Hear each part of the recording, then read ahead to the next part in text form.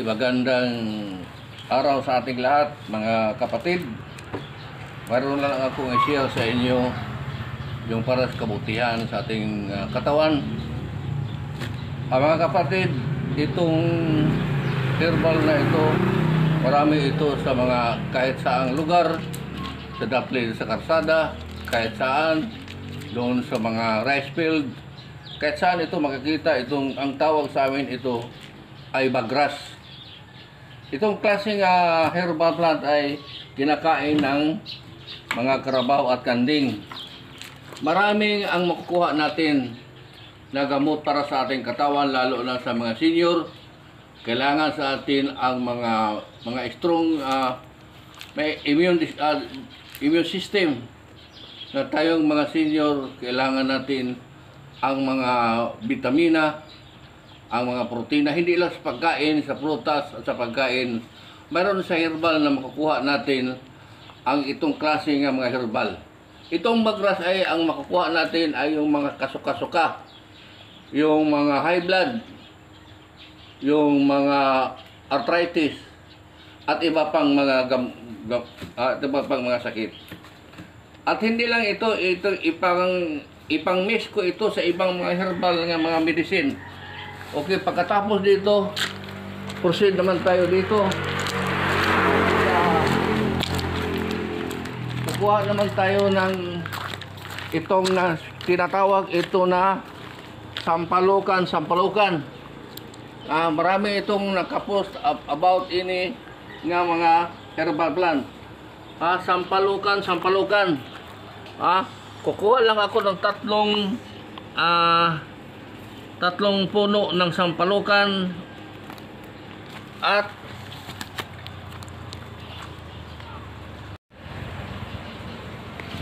ilaga ko ito. Itong sampalukan ay medyo mapait pag iniinom natin, pero marami ang makukuha ito na klase ng mga gamot sa ating katawan. Makukuha rin ito ang mga prostate at saka yung mga kidney, arthritis at iba pang mga sakit sa ating katawan. Herbal lang ito, pero talagang matinik, talagang matinik, epektibo kay yung sa mga gamot na galing sa parmasya.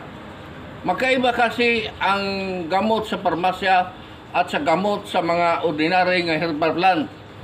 Kasi saan galing yung mga gamot sa parmasya? Galing din yan sa mga ganitong klaseng mga halaman, pero mayroon lang nilagay ng mga chemicals na. Dito mga kaibigan at kapatid, kukunin ko itong tinatawag na ito na sampalukan. Hindi basta-basta ito tumutubo, pero sa amin dito sa loob ng compound namin, maraming tumutubo na sampalukan.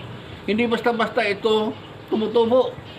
Naghahanap ako, pero dito sa amin talagang blessing in disguise yung binigay sa ating Panginoon. Wala ito, bihira ka lang makakita. Pero ito sa amin mayroong tumutubo. Marami pa dito. Marami pa dito. Noon hindi ko alam kung ito palang klaseng gamot na makapagbigay pala ng kabutihan sa ating katawan. So ngayon hindi ko na ito kinukuha, hindi ko na ito nilampas. Ito ay inalagaan ko. Pag maubos, ilaga naman ako para inumin ko. Dito naman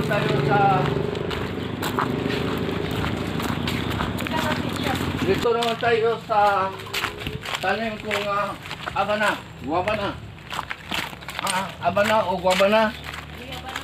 Kukuha tayo ng 10 pirasong dahon ng abana o guabana. Malakas rin ito. Marami rin itong makukuha natin pag ilagawin. Makukuha rin natin mga 10 times ang effectiveness. 10 times ang effectiveness sa itong klase nga tanim. 10 times effectiveness. So maraming makukuha ng mga sakit itong klase na tanim. dito sa yung dahon ng abana.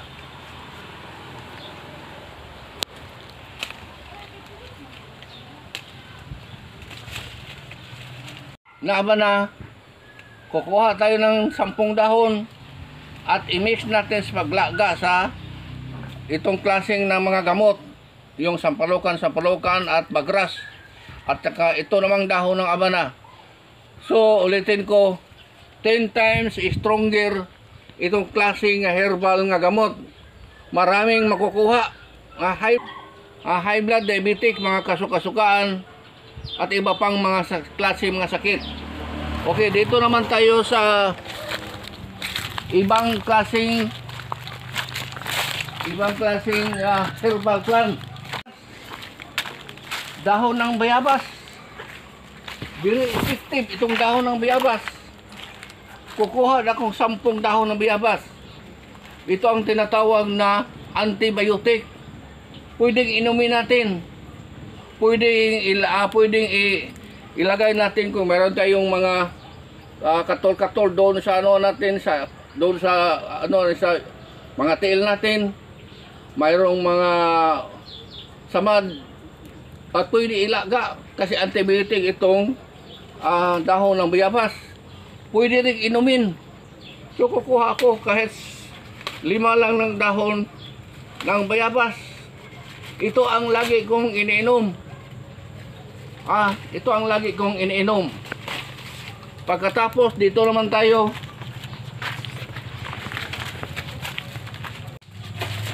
Dahon ng avocado. Medyo patay na ang dahon ng avocado, pero no problem. Kagaya na yung dahon ng bayabas, kahit patay lang dahon ng bayabas, pero mayroon pa rin yan. Very effective pa rin yan. So, ito ang dahon ng avocado. Ang dahon ng avocado ay maraming makukuha na sakit sa ating katawan. Kasukasukaan, high blood, diabetic, at iba pang mga sakit. So, kukuha na ako ng dahon ng avocado. Kahit patay na, ipinagsama ko sa paglaga at inumin ko. So, ito ang klaseng mga herbal plant. Ipaglaga ko at inumin ko. Dito. Lalagyan ko ng limon. Mayroon akong tanim na limon. Lalagyan ko, i-mix ko dito sa itong klaseng mga herbal plant. Okay. Kukunin ko itong limon. Tanim ko itong limon. Kukunin ko para ipinagsama ko sa paglaga at inumin ko. Yung anak ko, mayroong gout na sakit. Yung anak kong lalaki, mayroong sakit na arthritis. Mahirap talaga ang sakit ng arthritis.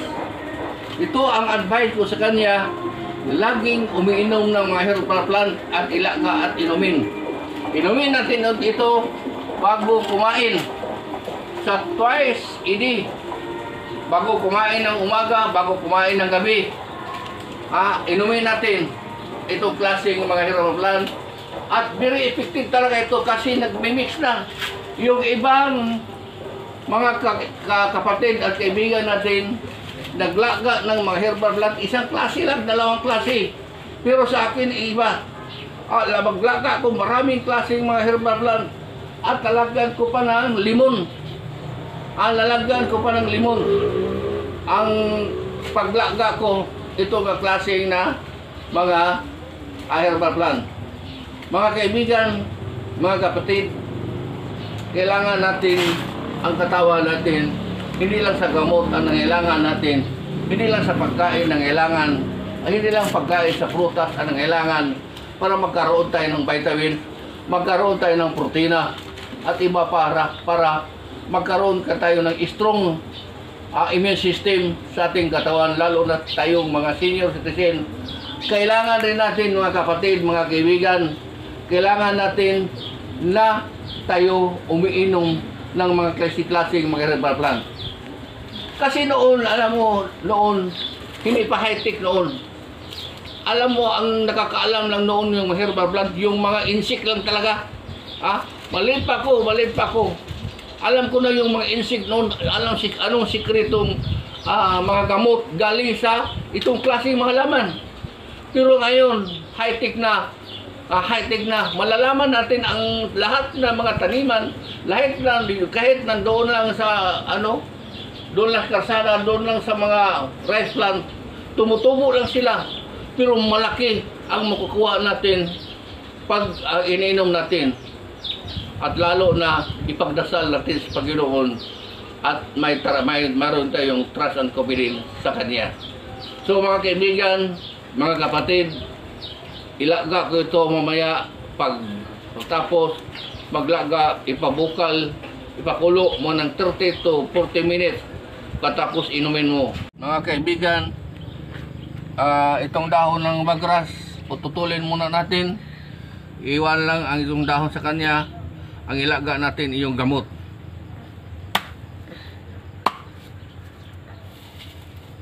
Okay.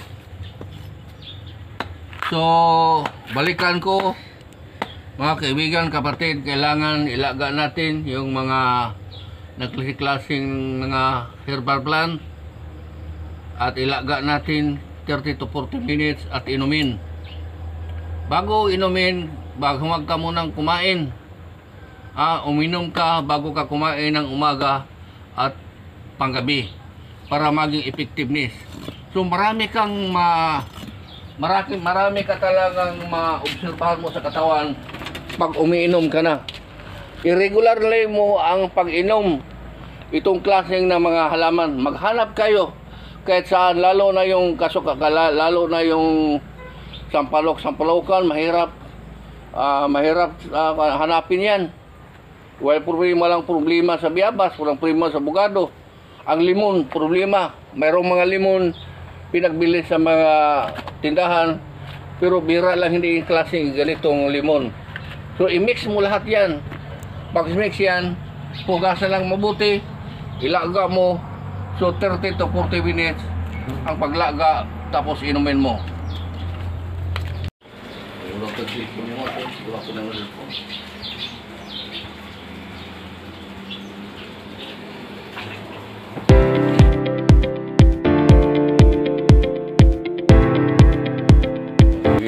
Ito ang hinugasan kong masyado yung mga lapok at dumi at ilagay sa kasirola, pakuluan.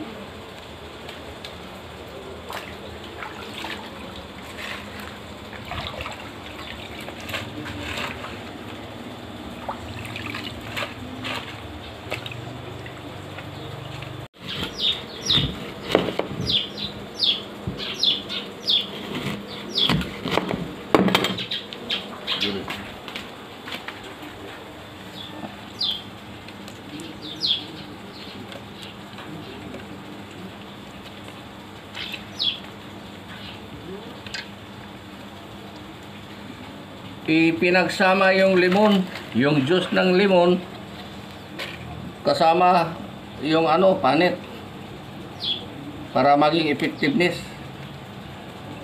So maraming klase na itong halaman, herbal plant, at talagang very effectiveness ito dahil iba-ibang klaseng mga taniman, iba-ibang klaseng mga gamot, magamot sa ating katawan.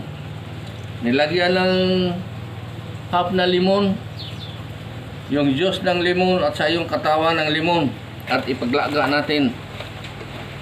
Katamtaman na niyang tubig. Katamtaman na niyang tubig, ilagay, pakuluan. Mamaya 30 to 40 minutes pagpakulo. Pag hindi na mainit, inumin ko, ipakita ko sa inyo paano ko pag-inom.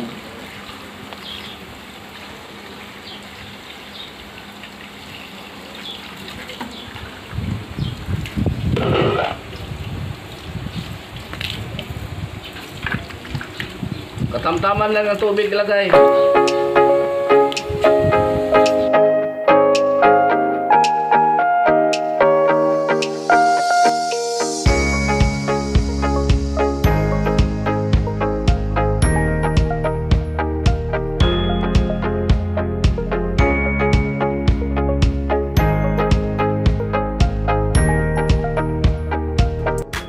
Okay, maraming salamat mga kaibigan at kapatid.